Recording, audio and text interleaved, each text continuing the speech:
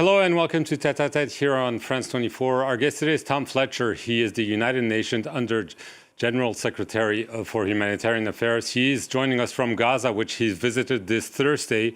Can you describe us the situation on the ground nearly 3 weeks into the ceasefire agreement? Well, thank you for having me on. I'm in Gaza right now in the south, and I've driven down today from the Erez crossing in the north for hours and hours, miles and miles through desolate terrain, through buildings, towns, communities that have been pulverized, flattened. You can't tell the difference between what is a school or a hospital or a house. And I've been meeting people along the way, hearing their stories, desperate stories. It's grim. I've worked in many places, and in the last 2 or 3 months in this job, I've been to Darfur, I've driven across Syria, I've been to the Ukraine-Russia front lines, but I've never seen anything like this. Since the ceasefire is nevertheless the situation improving, especially when it comes to hunger? There was a lot of talk about famine in Gaza. Is it improving because aid has been able to come in? Yes, absolutely. And we've got almost 12,000 trucks of support now in to Gaza since that ceasefire in 17, 18 days. It's much more than I could have hoped, much more than, to be honest, I expected. And so I'm grateful for the cooperation we've had from everyone involved to help us get that through. Now, that has helped to alleviate the real risks of widespread famine. It's helped us to reach 1 million of the survivors. But we've got to do much more. We've got to keep those trucks flowing, 600, 700 a day. We've got to get medicine in. We've got to get tents in, because so many of those I met are returning to the rubble, the ruin of their homes and their lives, and they're starting to rebuild. And they're starting with tents. And outside, you'll hear the storm battering the window here. It is a brutal night again in Gaza, and it's about to get worse. We're hitting the worst of winter now, and so we need shelter. You said you're getting good cooperation from all parts, that is Israel, but I'm assuming Hamas is Hamas still in control of Gaza. You've been there today. Can you tell us what you saw? Well, the important thing for us is that Hamas stay out of our way. We want to get that aid to the civilians, and we want to do that with our trusted partners, UN agencies, with local NGOs. We don't want that aid to go to Hamas. It's got to go to those who need it most. But at the moment, I think that there is a shared interest. I think that Israel and Hamas, after this devastating war in which so many have been killed by Israel and by Hamas, I think both have an interest now in this ceasefire holding, at least for now. And we will not let anyone use a lack of aid as an excuse for going back to war. We're going to move mountains to get this aid through. Right. You probably heard Donald Trump announce that he would like the U.S. to take over Gaza, and especially the inhabitants of Gaza to leave and go to a neighboring country. He said this was out of a humanitarian gesture. You're in charge of humanitarian affairs at the UN. Is this a humanitarian gesture in your eyes? Well, a humanitarian gesture would be to come here and see the situation and to ask the Palestinians, the civilians themselves, what they need. I've been trying to do that today.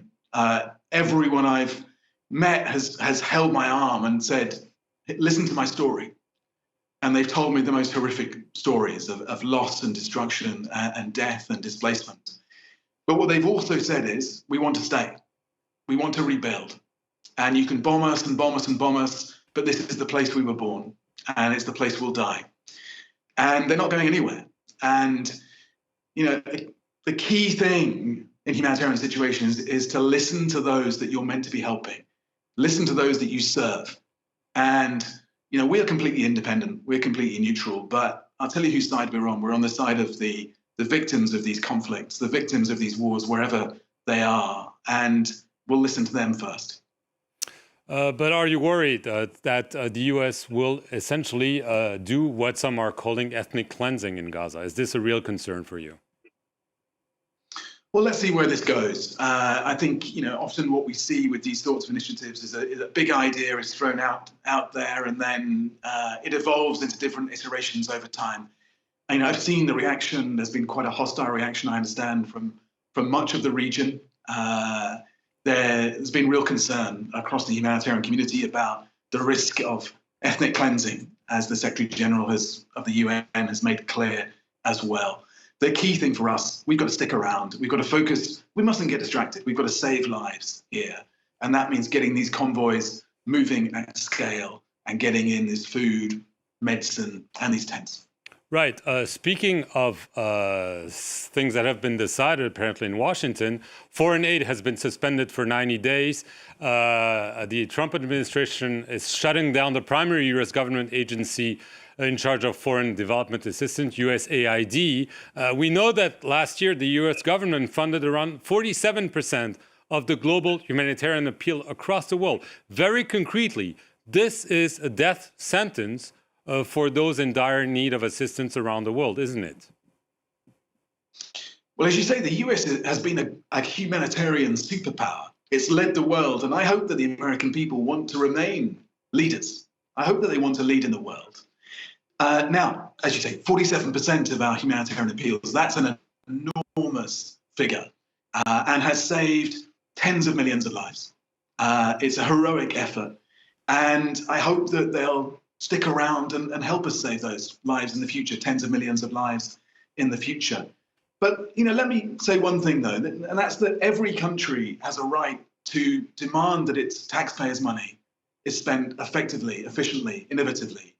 And, as the humanitarian chief, I've got more of an interest than anyone in making sure that what we do is effective and it gets to genuinely help save lives. And so I want to be more efficient. I want to be more innovative. And I'd like to work with America on that so that we can ensure that the money that I hope they will continue to offer those in the direst need on the planet will continue to reach those it needs to reach. Right. Just as a last question, because that's all we have time for. Nevertheless, over 300 million people will need urgent humanitarian assistance this year. And we know that there's a huge gap in the funding. Aren't you concerned that the humanitarian situation could get really, really worse this year because of those decisions?